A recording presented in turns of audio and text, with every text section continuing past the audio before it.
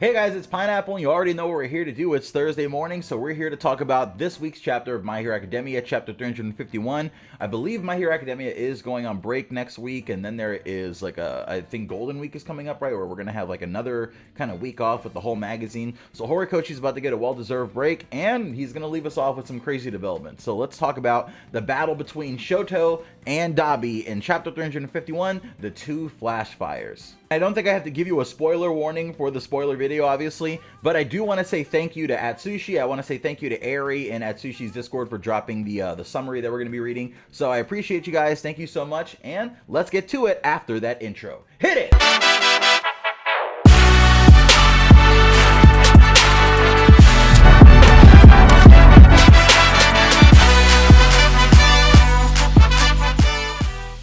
So like last time, we're going to be reading the chapter summary in a dramatic fashion, right? Because you guys seem to like that in the comment section for the last spoiler video. So let's get to it.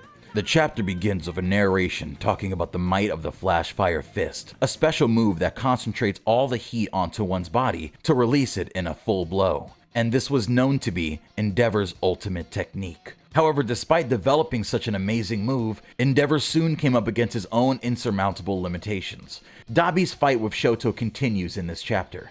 Dabi says that all the mulling over the past got him heated up and prepares his blow, while Shoto says that his flames are so strong that just the heat coming off of Dabi is enough to distort the surroundings, almost like in a mirage. Shoto prepares himself and says he's gonna stop Dabi. Dabi replies that Shoto isn't just a replacement for Endeavor here, that there's also some things that Dabi wants to tell Shoto.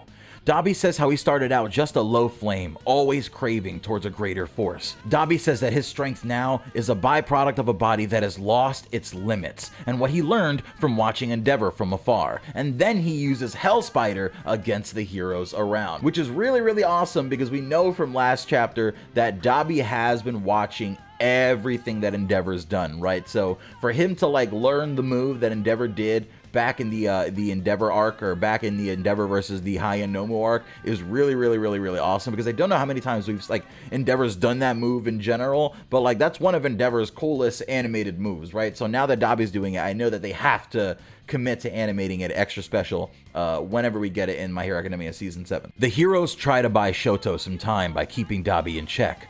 But as soon as Shoto's technique is on standby, Dabi shows up behind him, starting to strike him repeatedly. Dabi keeps talking about how he and Shoto are influenced by the blood of the calamity known as Endeavor that runs in both of their veins. But Shoto was born with a better body, with a better environment, because he was born with everything. Unlike Dabi, he never had to go through the hurdles that Dabi went through to attain his force. That compared to him, Shoto is nothing. And that's a very important thing. That's a very important life lesson I feel like people have to learn. But obviously this takes it way too far. That you never grow unless you're presented with a certain amount of adversity, right? If things are too comfortable, if things are too easy, you're going to stay at a comfortable place and you're not going to grow. You're not going to like get any better at the thing that you're trying to do. It's like working out. You have to work your muscles out to the point where they are literally like, oh, whoa, we couldn't have done more than that without, you know what I mean? Like not hurting yourself, but you get what I'm saying. You have to like push it to a certain extent to really see progress, right? And I feel like Dabi is a place where it's like, no, my body kind of like, after everything I've been through, my body has kind of given up on that point where I'm supposed to go, oh, let me stop so I don't hurt myself. You know, like it's just, no, doesn't matter. I'm just all about gains. Dabi is just all about gains, it seems like, and I love it. He's just secretly a gym bro. Shoto says that Dabi's right. He was always someone aimless. Someone with a half-heartedness that would never come close to Endeavor. But Shoto says that he's glad to not be seen as a replacement for Endeavor, because now it's time for Dabi to take a good look at him. He thinks about how he wanted to catch up with his friends, commit, improve, and develop over time. So the heat that he's gonna use now is the end result of his training, a unique technique he created to stop Dabi specifically. The scene then cuts to Endeavor calling Shoto in the past, right before this operation began, telling Shoto and informing him that unfortunately Endeavor is gonna have to deal with All for One, while Dabi is taken care of in a separate location. Shoto though says it's okay, since it makes sense that the few remaining heroes will have to gather to deal with All for One, while Midoriya deals with Shigaraki. So Shoto says that it's fine because stopping Dabi is his role. And I have some opinions on how that kind of goes back on the whole family is going to come together to save Dabi thing coming a little later maybe in the video, but that is what Shoto is saying, right? That it's my role to take down Dabi, father. Everyone has a role to play, something they need to put an end to. For Shoto, that's his own brother. Near the end of the chapter, we see that it comes back to him finally using Flashfire Fist, saying that indeed, their father was a madman who wrecked everyone in that house. But it was Dabi's choice to kill the people that he killed, and it was his choice to involve people that never had any relation to their incident. With that, Shoto does a special move and hits Dabi right in the face, ending the chapter. Now, that is the official summary of the chapter, right? And it sounds interesting, it sounds great, but there are some things that summary left out, right? Some visual things that we have to kind of pick apart here. We're gonna see like what we can kind of glean from it from the official translation and everything that's officially out this Sunday when we do our chapter review. There are some things that it seem like happen in this chapter that definitely don't get covered in the summary, but it seems like they happen, right? So we have this moment where Dabi jumps down from All Might's statue, right? Burnin gets involved in their conflict a little bit. I don't really see quite what she's doing, but Dabi looks like he's on top of a All Might statue, and he's kind of jumping around and doing all sorts of stuff, destroying the All Might statue. And then from there, he unleashes this kind of like that, you know what I mean? And sends flames from his fingertips spiraling around everybody and like whipping around just like Hellspider did